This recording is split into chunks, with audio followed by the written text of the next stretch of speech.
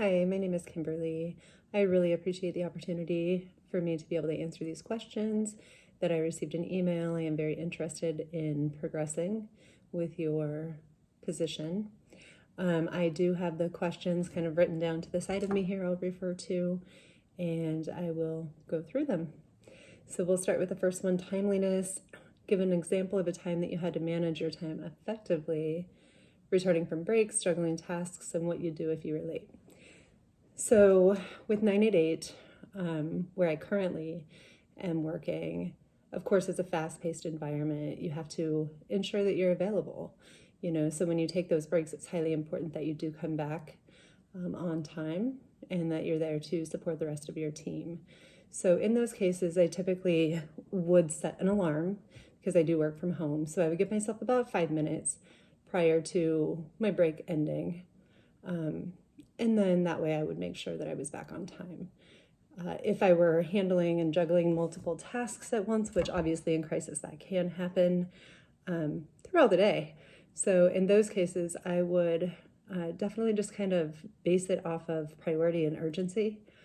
So just handling one thing at a time, whichever is the most important in that moment, particularly when, supporting callers. So those, if I were running late for any of those particular reasons, which I try very hard not to do.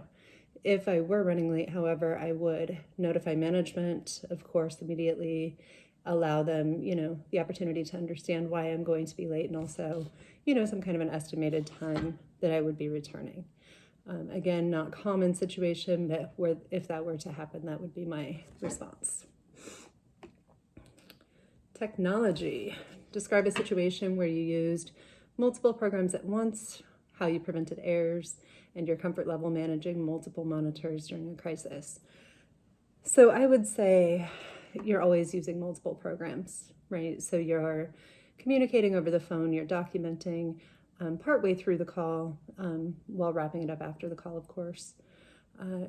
And constantly using different monitors. So we have certain programs that are being handled over here, certain programs that are being handled over here. And so you're constantly going back and forth to ensure that you have all the important and necessary information pulled up to support the caller. I've held 2 different positions with this employer. So at times I was communicating with callers, de-escalating, obtaining information while also dispatching crisis mobile teams to their home to provide further and ongoing support and assessment. So there have been many times that I'm utilizing multiple programs at one time. I prevent errors by ensuring quality, slowing down, making sure that you take time because some of these things can be pretty crucial and you don't want any errors.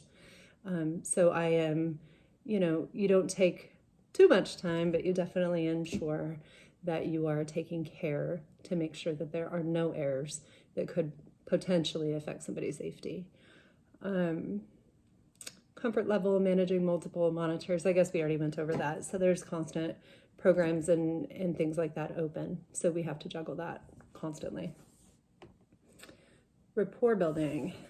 How do you build rapport over the phone, reduce hangups, and deal with clients who may direct anger at you? I think it's about tone, pace, warmth, just inviting them in, allowing them that time and space to take their walls down and communicate with you and feel comfortable doing that. Some of those ways that you can do that are to actively listen, pay attention, let them know that you hear them. Obviously paraphrase when necessary. You don't want to be too scripted. And ensure that you're building somewhat of a rapport before you jump directly into, are you safe?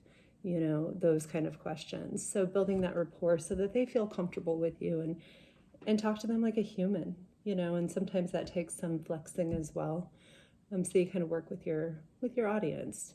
And once you've built that, then, it's priceless and you can get a lot of people to open up and communicate and really find epiphanies throughout their phone call. So clients who may direct anger, that's obviously common on a crisis line. And I think in those situations, it's extremely important to remember the place that these individuals are in when they call. So most of the time, the projection of anger is something that has occurred to them prior. And I think it's extremely important in these roles not to take those behaviors seriously. If they are directed at you and it becomes, a concern, then I think at that point, de-escalating, setting boundaries, and communicating through the process. And typically that works pretty well. Once they realize that there are boundaries, that there are, that you are there to support them and help them, a lot of times they will de-escalate. How do you ensure your documentation is accurate, timely, and factual? And how do you feel about receiving feedback while new?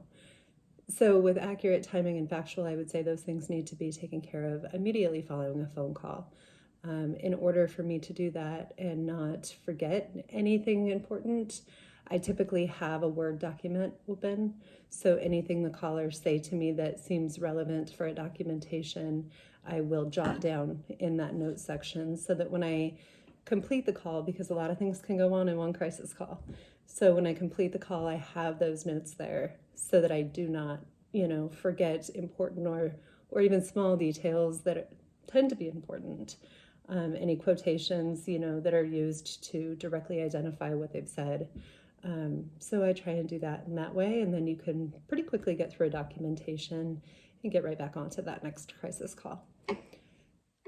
How do you recognize risk? So suicide, aggression, substance use. What steps do you take to keep someone safe? And how do you feel talking about these topics? So I listen for warning signs. There have been numerous calls I've taken where a person will indicate they are not experiencing suicidal ideation when you actually do hear, for example, a pill bottle shake in the background, or you notice a fluctuation in mood, or you notice certain small comments that are made that would give an indicator that that person may be at higher risk than they're letting on.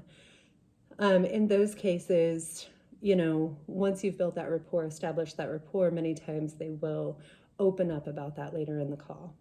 In those cases, of course, you talk through the concerns that they're having, you discuss safety planning, talk about, some of their triggers and their coping skills that they can turn to when they notice those triggers coming on, and, the next step of contacting a support person and then a professional support person, distractions, ways to change the environment or make it safer. So those are all extremely important. I absolutely 100% feel comfortable talking about them. I think that communicating about suicide is much easier when you can be direct and your voice doesn't fluctuate. There's no fear in your voice. I think that can tend to shut people down at times. So you have to really be prepared and comfortable talking about suicide. So it looks like that is it. I thank you for taking time to review my video, and I hope to hear from you all soon. Thank you so much.